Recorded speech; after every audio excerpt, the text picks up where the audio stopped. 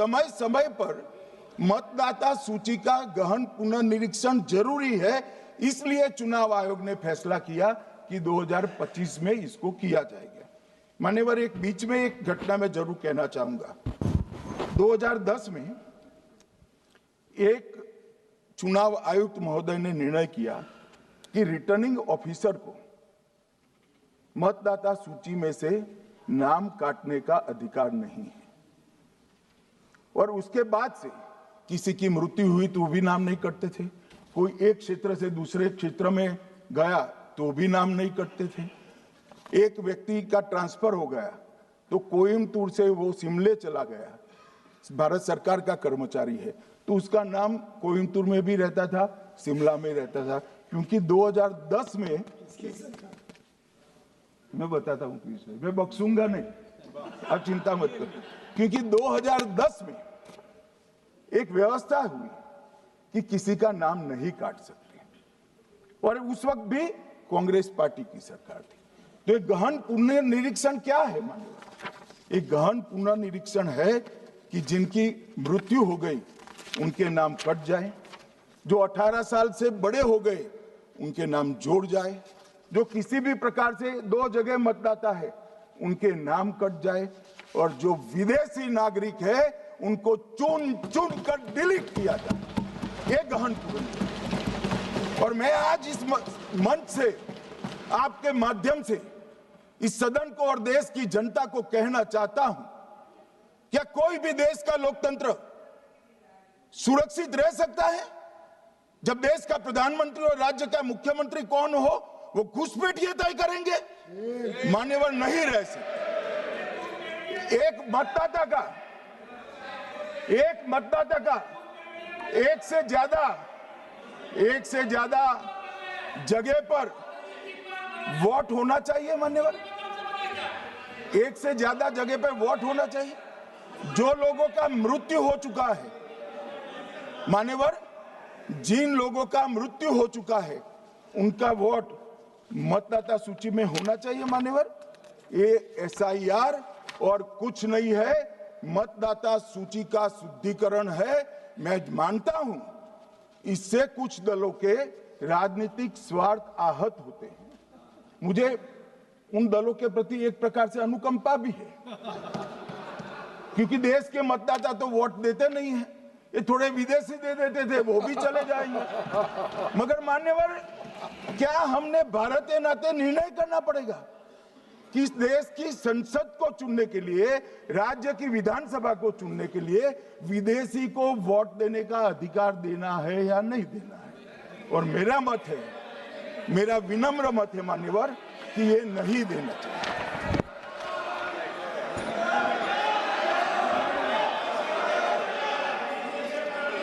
दादा बैठ जाइए, प्लीज प्लीज। मान्यवर,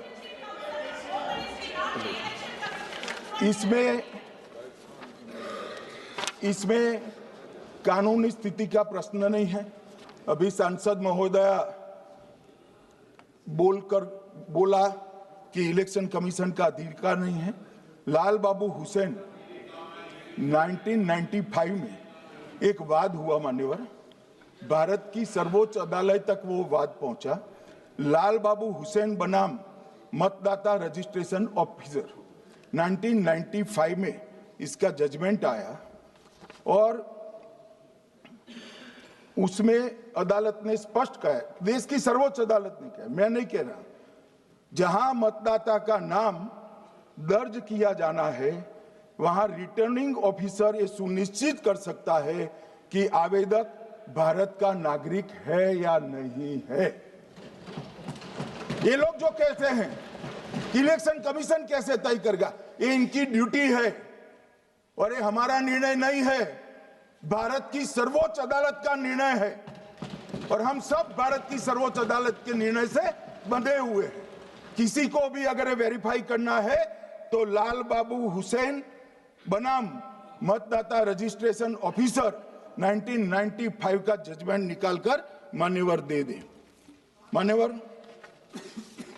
विपक्ष के नेता राहुल गांधी जी ने 5 नवंबर 2025 को एक प्रेस कॉन्फ्रेंस में परमाणु बम फोड़ा। अब वो परमाणु बम के अंदर उन्होंने कहा कि हरियाणा में एक ही घर में 501 वोट पड़ गए।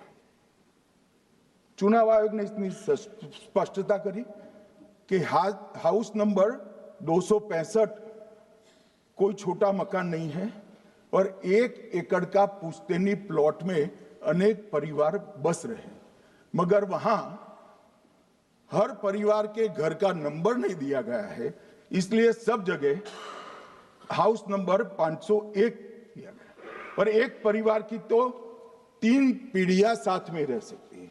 और पुराने नंबर से ही जब हरियाणा में कांग्रेस की सरकार चुनी गई तब से ये नंबर इसी तरह से चल रहा है। ये ना कोई फर्जी घर है ना फर्जी वोटर है। मान्यवर, वोट चोरी का नैरेटिव बनाने के लिए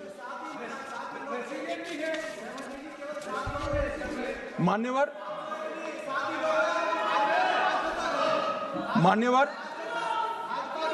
बिहार में भी मेरा भाषण पूरा हो जाने दो। नहीं, आप अभी पूरा भाषण नहीं, कई बार नाम आएगा।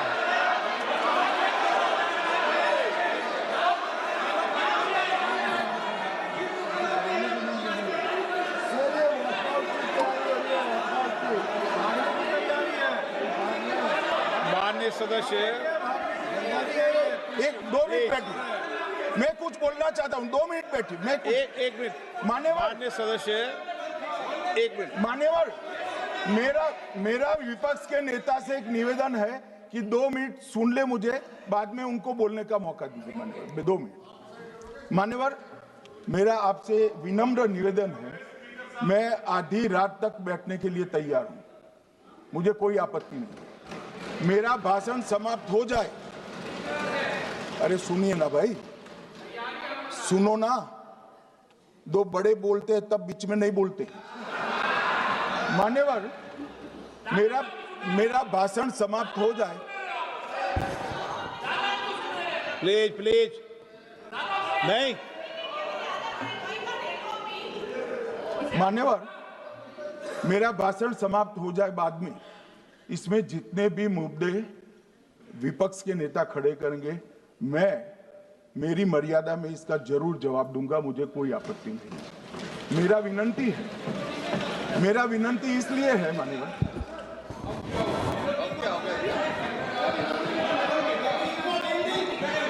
एक मिनट, उनको पूरी बात करने दें। हाँ। मान्यवर, मेरा विनंती भी मान्यवर, नो प्लीज डिबेट नहीं करते बैठे। मान्यवर, मेरा विनंती इसलिए है कि शायद वो जो मुद्दा खड़ा करना चाहते हैं उसका जवाब मेरे आगे भाषण में आ जाएगा तो मुद्दा ही नहीं बचेगा, इसलिए मैं कह रहा हूं मुझे पूरा सुन लिया जाए। मान्यवर, बिहार में एक मतदाता की उम्र 34 साल बताई गई, 34 साल की है, इसको 124 साल बताया गया। सच था कि इसमें उम्र 124 बार छपी थी। बाद में मिंता देवी जी ने खुद बताया कि उन्होंने ऑनलाइन आवेदन किया था और वो ऑनलाइन आवेदन करने में गलती हो गई, इसके कारण उम्र 124 बार साल छपी थी। अब इसके आधार पर मतदाता सूची पर प्रश्न कर दिए। सुबोध कुमार नवादा, प्रेस कॉन्फ्रेंस में कहा गया कि एक राजनीतिक दल के बीएलए है, इनका नाम कभी आया ही नहीं, वो भी सच नहीं निकला। रंजू देवी रोहतास, उनको कहा कि एक कार्यकर्ता, उन्होंने बाद में रंजू देवी जी ने स्टेटमेंट दिया, जबरन बुलाकर उनकी वोटर लिस्ट से नाम काट लिया गया, ऐसा आरोप हुआ।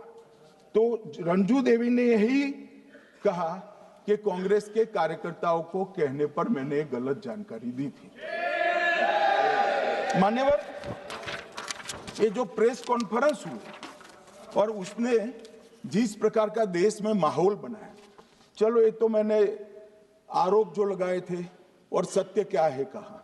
मगर मैं विपक्ष के नेता ने जो प्रेस कॉन्फ्रेंस में कहा कि मतदाता सूची ठीक नहीं है, इसको सुधार करना चाहिए, तो भाई गहन पुनर्निरीक्षण क्या है, एसआईआर क्या है, मतदाता सूची का सुधार करने की प्रक्रिया है, और वो कर रहे हैं तो भी विरोध कर रहे हैं, पुरानी मतदाता सूची कर रहे हैं तो भी विरोध कर रहे हैं।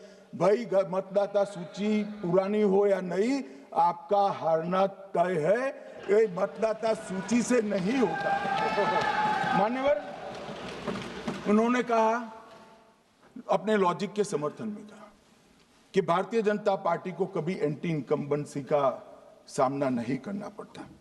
मान्यवर, एंटी इनकम्बेंसी इनके खिलाफ होती है जो जनहित के विरुद्ध काम करे। ये बात सही है कि भाजपा को एंटी इनकम्बेंसी का फायदा विरोध बहुत कम करना पड़ता है। हमारी सरकारें बार बार चुनकर आती हैं, चाहे राज्य में है या केंद्र में, परंतु ऐसा नहीं है कि हम 2014 के बाद एक भी चुनाव नहीं हारे। छत्तीसगढ़ में 18 में हारे, राजस्थान में 18 में हारे, मध्य प्रदेश में 18 में हारे, कर्नाटक में भी 14 के बाद हारे, तेलंगाना में हम जीत नहीं पाए, चेन्नई में हम जीत नहीं पाए, बंगाल में भी हम हारे। भाई तो तब तो ये मतदाता सूची बहुत अच्छी होती है, तब से नए कपड़े पहनकर आप शपथ ले लेते हो।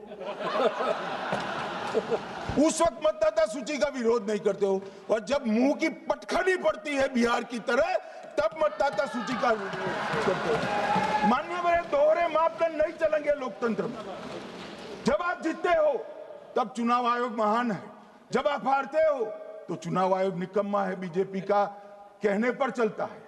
जब आप जीतते हो मतदाता सूची अच्छी है, मतदाता सूची अच्छी है, और जब आप हारते हो तो मतदाता सूची खराब है।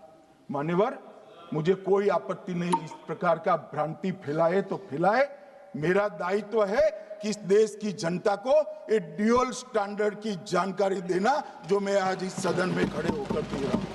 मान्यवर, आगे पर भी मैं इस विषय को कहूंगा, और ढेर सारे आरोपों के मेरे पास जवाब है। जो 3 प्रेस कॉन्फ्रेंस में, एक सादा प्रेस कॉन्फ्रेंस, एक एटम बम वाला प्रेस कॉन्फ्रेंस, एक परमाणु बम वाला, ये तीनों में क्या हुआ, इसके सारे जवाब मेरे पास है। मान्यवर, अब ये कहते हैं कि 2-2 जगह है, 2-2 जगह मतदाता है। मान्यवर, किन किन लोगों के 2-2 जगह मतदाता, मैं इसमें जिनके नाम 2 जगह रजिस्टर्ड है उसका दोष नहीं निकालता मैं, क्योंकि एक जगह से कोई व्यक्ति दूसरी जगह गई तो 2010 के बाद इसको डिलीट करने का अधिकार आरओ के पास से ले लिया गया। इसके कारण ये विसंगतियां खड़ी हुई है। किसके हैं? श्री प्रशांत किशोर जी के 2 जगह मतदाता है, पवन खेरा जी का भी है, तेजस्वी यादव का स्वयं का है, टी सिद्दीकी एनआईसी केरल के नेता का है, मान्यवर संजय सिंह आप पार्टी के नेता के हैं, एक किशोरी पेडनेकर यूबीटी शिवसेना के हैं, इनका भी है। मान्यवर, सामान्य गलतियां हैं, क्योंकि एक नियम आ गया, जिसका जब वोट काटने का जिसका अधिकार है उसको रोक लिया गया, तो आरओ वोट काट नहीं सकता था, इसलिए 2 जगह रह गए। अब वो ही एक गहन पुनर्निरीक्षण से सुधरना है, मगर आप गहन पुनर्निरीक्षण को वोट चोरी कह रहे हो।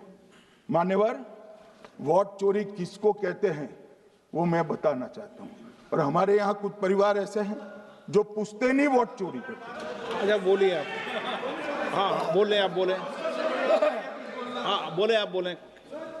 स्पीकर सर, मेरा कल एक सवाल था, जो हिंदुस्तान के इतिहास में पहली बार डिसीजन लिया गया कि इलेक्शन कमीशन को, इलेक्शन कमिश्नर्स को फुल, नहीं फुल इम्यूनिटी दी जाएगी।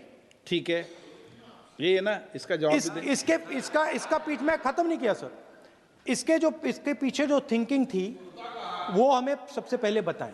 ठीक है। दूसरी बात, नहीं हरियाणा की जहां इन्होंने बात की, इन्होंने एक उदाहरण लिया, वहां पर अनेक उदाहरण हैं। वो भी आपने दिया था ना, 19 वो भी आपने दिया था, इसलिए लिया वो भी। 19 लाख वहां पे फेक लोग वो उदाहरण आपने दिया था इसलिए उसका जवाब दिया। और ये भी हमें बता दीजिए, actually let us have a debate on my press conference, let us go, let us have very good idea, let us have a debate on my press conference. Amit Shah ji, I challenge you to have a debate on the 3 press conferences. Please please please ठीक है, बैठ जाए, please बैठ जाए। माननीय, please माननीय, आपने बात करी प्लीज।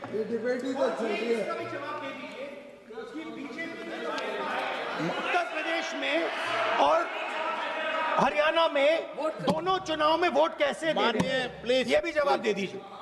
माननीय गृह मंत्री जी। मान्यवर, पहली बात मैं स्पष्ट करना चाहता हूं, मैं 30 साल से विधानसभा और संसद में जनप्रतिनिधि के रूप में चुनकर आता हूं। मुझे लंबा अनुभव है संसदीय प्रणाली का। विपक्ष के नेता महोदय कहते हैं कि पहले मेरी बात का आप जवाब दीजिए, मैं सुनना चाहता हूं। आपकी मुनसफी से संसद नहीं चलेगी। मेरे आप बोलने का क्रम मैं तय करूंगा, इस तरह से नहीं चलेगी संसद। मान्यवर, उनको धैर्य रखना चाहिए, मेरा जवाब सुनने का। इनकी एक एक बात का जवाब मैं दूंगा, मगर मेरे भाषण का क्रम वो तय नहीं कर सकते। मैं